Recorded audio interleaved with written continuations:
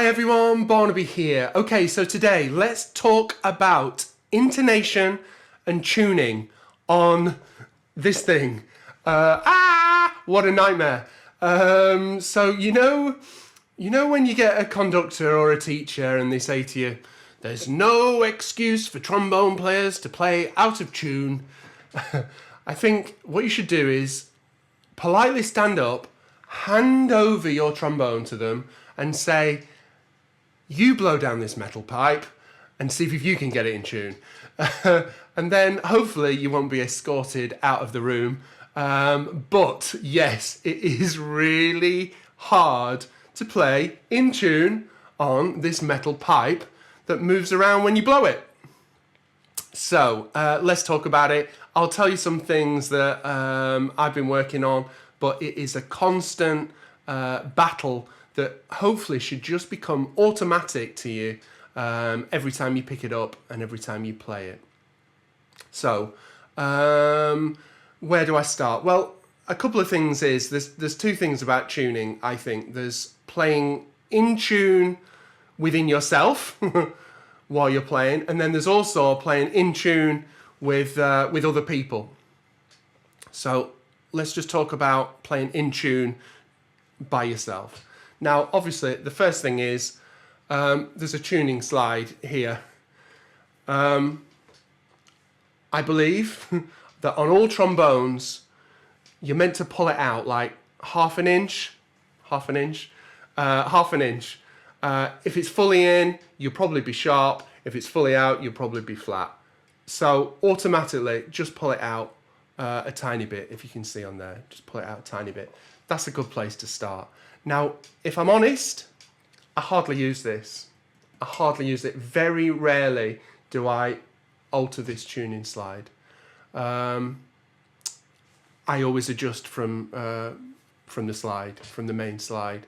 But again, we'll talk about that in a minute. A basic thing, which I know people get mixed up the wrong way around, is if you pull out, it flattens the sound. If you push in, it sharpens the sound. So think of it like your slide. If you lengthen the slide, the note will flatten. It'll go lower. The note will flatten, right? And if you pull it in, it'll go sharp. Yeah? So that's how to think about it, because I know that some beginners and things in schools can get that the wrong way around. So if you're sharp, if someone says, oh, you're sharp, then you need to pull out. You need to pull out. Okay, so that's the tuning slide. Pull it out half an inch. I hardly use it, really, but I think you're in a good ballpark to do it. Okay, next thing is, I talk about practicing slowly a lot. I like the idea of, while I'm warming up my lips and just warming up how to play the trombone, I'm doing acrobatics in my head, so I might be thinking of musical theory, some new licks, some new harmony things, whatever I'm working on is going on in my head while I'm warming up my lips. Now then, I will start buzzing quietly, middle range, and then I will start introducing the tongue. But while I'm doing this, as soon as I start moving the slide and involving other notes, I will start thinking about tuning. Now then, I play a bit of piano. I studied classical piano. A dog can go up to a piano and play a note on the piano, and it'll be in tune. It can play really high, really low, and it'll be in tune. The dog doesn't have to think about what note it is. It can just play it, right? Now then, where that goes wrong with piano players is when they're soloing, usually they don't have to breathe. So their phrases that they're playing, even in classical music, their phrases that they're playing are a bit gabbled, a bit double-dutch, nonsense. There's no gaps, there's no phrasing. It doesn't sound human. It doesn't make sense. So I know that when you're playing the piano, you're taught to sing the line in your head. You don't have to sing it out loud, but if you want to sing it out loud, you can do. La, la, la, la, la, la, la, la, right? Sing it in your head. But the idea is that you eventually start phrasing with a breath, breathing through your phrases, taking a breath, breathing through your phrases. And regarding the pitch, the idea is that you will probably be playing the note sooner than you're singing it, a microsecond quicker. So you're singing it, right? Eventually, the more that you do that, the theory is that you will be then singing what you're actually playing. Now, let's put that onto the trombone. It's the same on the trombone. If you just put your slide in a position, in first position, there's numerous notes that you're going to hit. Now, you could even go further and go, oh, well, I sort of know, I've been playing a long time. I sort of know that if my lips feel like this, it's going to be higher. If my lips feel like this, it's going to be lower. But I think the secret to playing in tune and being a better trombone player is that you are hearing the note as you're playing it, before you're playing it, a split second before you're playing it.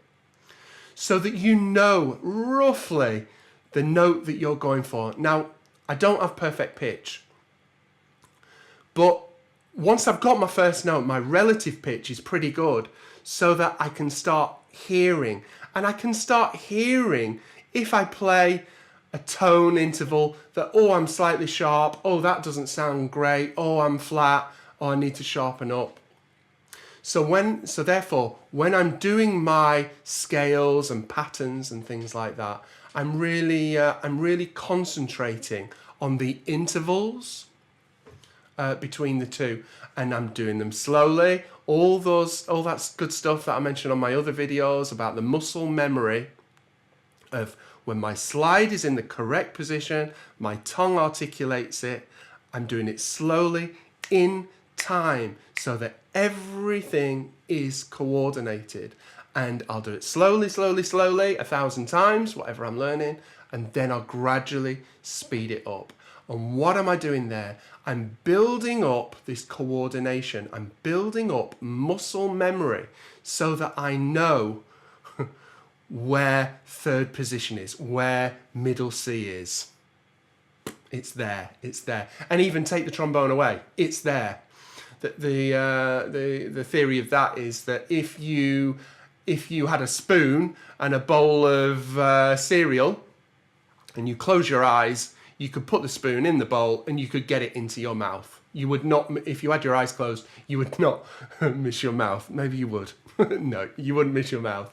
And why is that? Because all your life, you've been putting things in your mouth. So you've got the muscle memory to put things in your mouth. It's the same with the trombone, that you know where these positions are. Okay, so that's why you're doing things slowly and always using your ear. Obviously using your ear to try and get it in tune. But do you know what? For me, I want to use every single thing that I've got. And even if it's eyesight, I've done sessions where I've played and I've got my starting note and I've tuned it with a section. We'll talk about that in a minute. I've tuned it with a section and I know that my starting note is there, right? If it comes to another take, look at it. I can see, there's my hand, there is where it is. So I'm not only using my ears, I'm literally using my eyes. There, that is a good start where my middle C is going to be in tune, and I'm going to start, you know. You could push the point and not move your slide if you wanted to, but just remember where it is. Look and see where the positions are, you know, as you're doing it. Okay, good. So that is practicing slowly. There's so many things. Let me knock this one on the head. A lot of beginners get told to put their finger on their slide like that to find where the bell is. I've never ever done that. Not even as a beginner. I can't remember ever doing that. And I even see where it annoys me. I even see students that are not beginners anymore and they're still using their finger as a sort of a safety net. I don't know, but obviously it's just going to get knocking. When you start moving faster, it's just going to be knocking on the bell all the time. Okay, so don't use your finger. Use your ears, use your eyes. This is where it is. And constantly, I've talked about this, how you hold the slide. I generally have 4 fingers on my slide. Can you see there? How can I do it? There. 4 fingers on my slide. And I'm holding. So, in other words, and this is quite controversial, using your wrist or not using your wrist, but it's consistent. However you hold the slide, if you're holding it like this and waggling it around, you're never going to get consistency. This is where it is every single time, and hopefully it will be in tune every single time, or very, very close to being in tune. Okay, the next thing, let's talk about playing in tune with other players. So let's say that I can play in tune now, right? Sounds a silly thing, but I can play in tune now. I don't know if I'm playing in 440, or I know in Germany they have a different pitch. Maybe it's slightly lower, I think, in Germany. I can't remember. But 440. So when I'm playing in a section, let's say it's a 3-piece horn section, I am tuning to the lead voice, usually the trumpet player. Now, whether that lead trumpet player is in tune, concert pitch, I don't know. But I'm making sure that I'm in tune with him. So I'm letting him be in charge of being in tune, if you like, with the rest of the band. But I'm just making sure that I'm in tune with him, and that the section together is in tune, that the 3 of us are together in tune. Now, the only time that I get unstuck on that is if I get asked to do a session and they say, oh, can we put the trombones down first? Well, then I have to make sure, I have to find my pitch of making sure. And where do I get the pitch from? The bass, the piano, always get some piano in your ears, the bass in your ears, or as I say, the trumpet in your ears. Make sure you can hear the section so that you're in tune. Okay, so I think that's pretty honest, is that I am obviously aware of the piano in my cans or the bass, but my main focus is on the trumpet player or whoever's playing that lead line. If you're in a big band, maybe it's the lead alto player who's got the melody, and you have to tune to them. And then, if you were on second trombone in a big band, third trombone, fourth trombone, lock into your lead player. So it's all this sort of hierarchy, sort of system of the lead trombone. He's the guy that we're all going to tune to, and hopefully I'll tune to the trumpet or the lead alto, etc. Okay.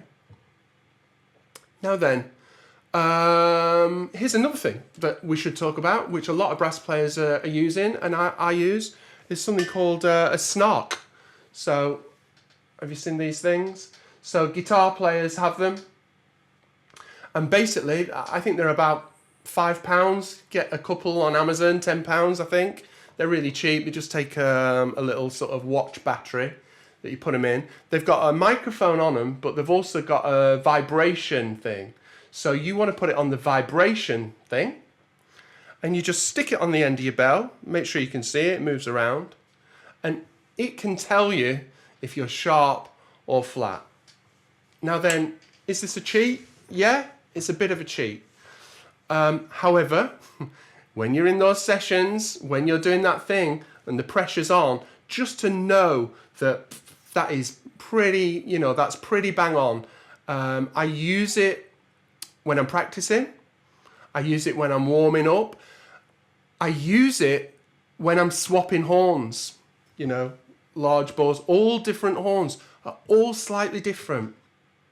And the slides are different, so you've got to just be, so just to get that ballpark using a snark, I think there's nothing wrong with it. There's nothing wrong with it. It doesn't mean I'm not using my ears.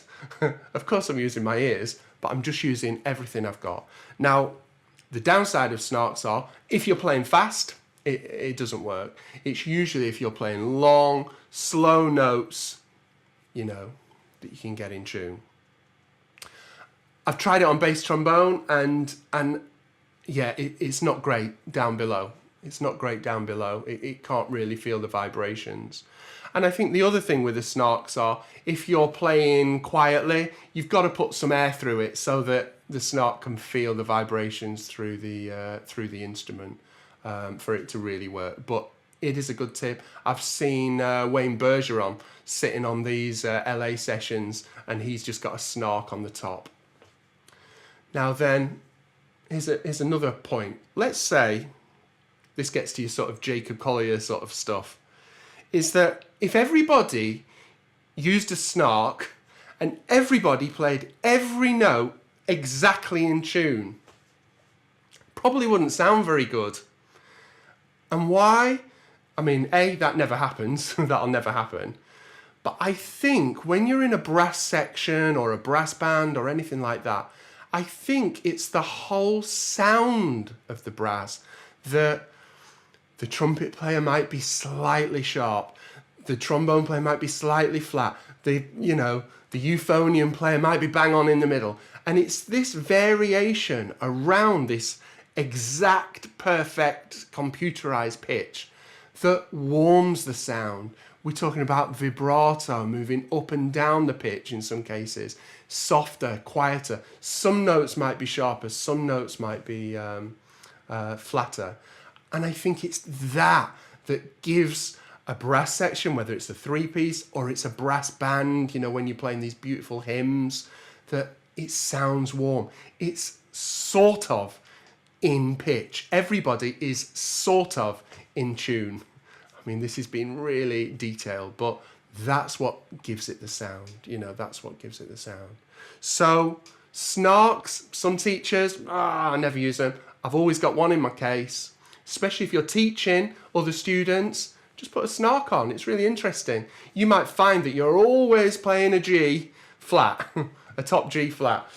You know, needs to be sharpened up. Needs to be sharpened up. Okay? Nothing wrong with Snarks. Don't overuse them. Don't overuse them. Okay.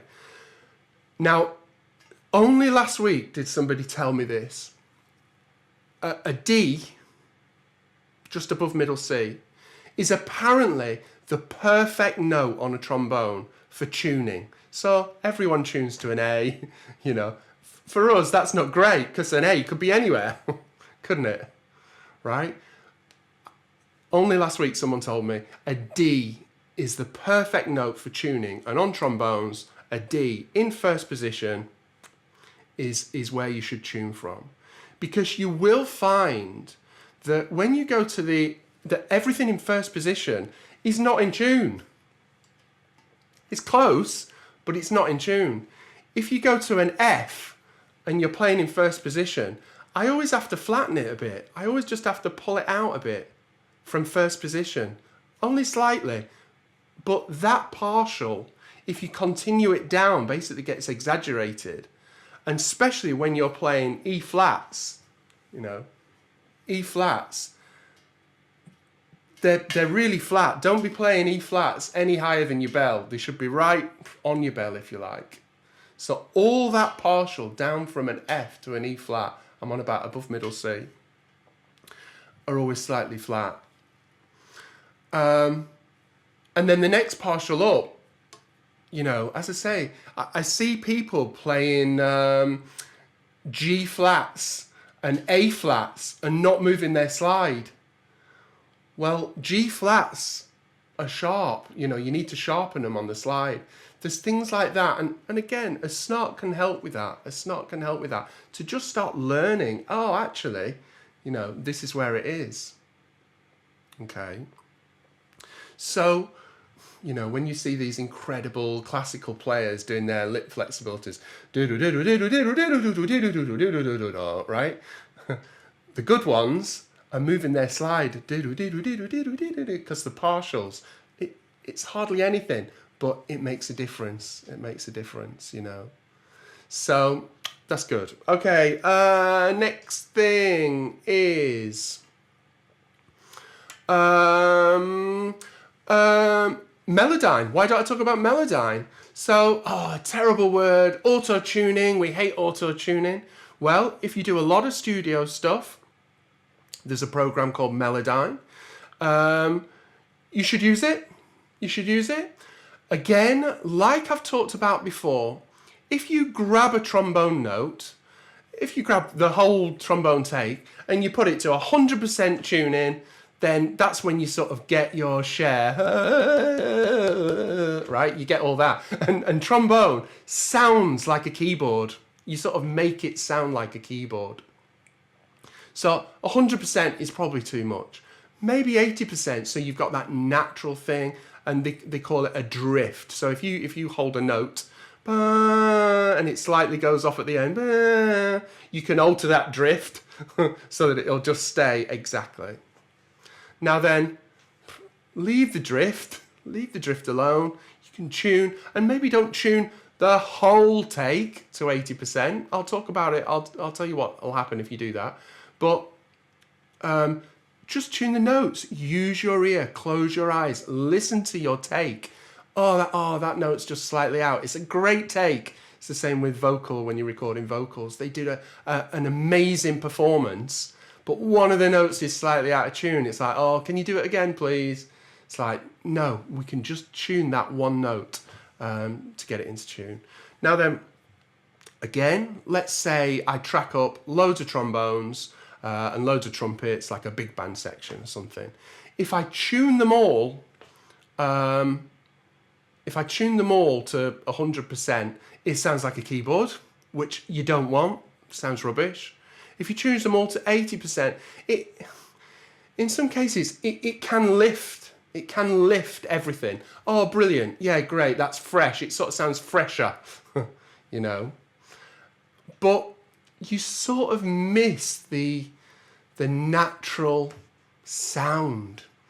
When I think about a big band and I think about all my favourite big band sections and my big band tunes, and I think about them, it's that natural thing. It's what I've talked about. Is some people are playing slightly sharp on that note, some are flat, some are this. It's that overall thing. So as soon as you tune everybody, you're sort of going into a bit of sort of library world, really, which everything is perfect and everything slots. And that's a choice that you've got to make, you know. And definitely that drift thing that I was talking about. If you stop every drift, everything just sort of doesn't sound right, you know. Just doesn't sound right. So again, there's nothing wrong with tuning notes. I've got nothing against it at all. But it's just a taste. It's just what are you going for, you know. Okay, good. Let's talk about. So I play exactly in tune. I've got my Snark, I've got my Melodyne, I've got everything, and I'm playing an E natural, right? Perfectly in tune. Everything's good. I'm all right, Jack. If you listen to what the other guy's playing, he might be playing a C. And the guy above me might be playing a G. So I've got a C major triad. Well, if everybody plays exactly in tune, like computerized in tune, it sort of doesn't ring. The chord doesn't ring. It's weird.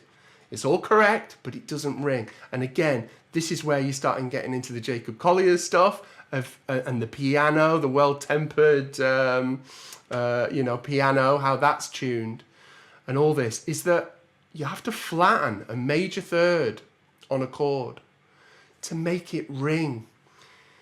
Next time you're playing in a section, ask the two other guys, let's play a C major triad. And you take the major third, you take the E, and you'll find that when it feels like it's in tune, you'll be lowering the slide. You'll be lowering it. And you'll be thinking, that's not where I play E's. I normally play E's here. But you'll be flattening. And so now we're talking about the subtleties of what chord you're on. So we don't only have to play in tune perfectly with A440. We now have to tune to each chord that we're playing. And depending on what degree of the scale, you're going to have to move the slide. You're going to have to move the slide. I'm trying to think of an example. You could be playing an E minor chord going to a C major chord, and you're on the E. You probably have to move the E. I mean, subtly. We're being really subtle. But you'll probably have to move the E to get it in tune. So constantly now, when we're involving other people, we're having to tune to the chords. So we're not only tuning to the lead, we're not only tuning to the piano player and the bass player. We're having to move, you know. I know string players are amazing at this. When you start talking about playing in quarter tones and things like that, string players are amazing at it. Or I think there's even a thing of playing a C natural or playing a B sharp. Depending on what key you're in, that's slightly different. I mean, that really is subtle for us brass players, but yeah, you know, that's something to think about. So tuning, I think that's it. I think that's it. It's getting the feeling of where the slide is, building up that muscle memory. I think when we get lazy, you can be short, especially if you're out in 4, 5, 6. 6 is right arm's length, you know, right out there. Don't be doing it short. 7's a reach, you know, it's a proper reach. Even for me, I'm huge. 7's a reach. So taking care. I did a video on chromatic scales. They're really hard, and it's because of all this that we're talking about, building up that muscle memory, up in different ranges. False positions, you know. Always playing a D here in first, matching it. Playing a D here, matching it. Where is it? It's probably, it's different, for a fact, it's different to the F above in fourth. You know, it's a bit longer. Same with your triggers. When you start using your triggers, match it. There's a C in 6. That's what I want it to sound like. That's what it feels right. That feels in tune. That's where I've always played it. Now play it in first with a trigger and get that same feeling. Get used to blowing around the extra pipe or the different shape pipe to get the same sound. Doing it slowly. But I'm always singing what I'm playing while I'm doing it in my head. I'm always taking care of the tuning. I'm always thinking about the tuning. That's when I'm playing on my own. I do use Snarks. I do use Melodyne in recording in certain circumstances.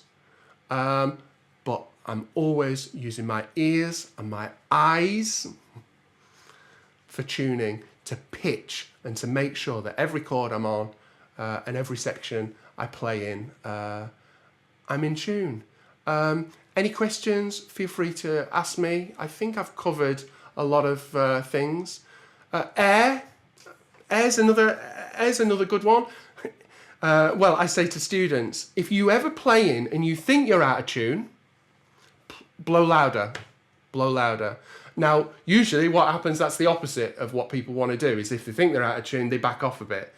Play stronger, put more air through your instrument, and trust your ear will tell you. If you can't hear yourself playing, play just a bit louder, a bit stronger, and your ear will pull your hand into tune. You know, will pull your slide into tune. It should do.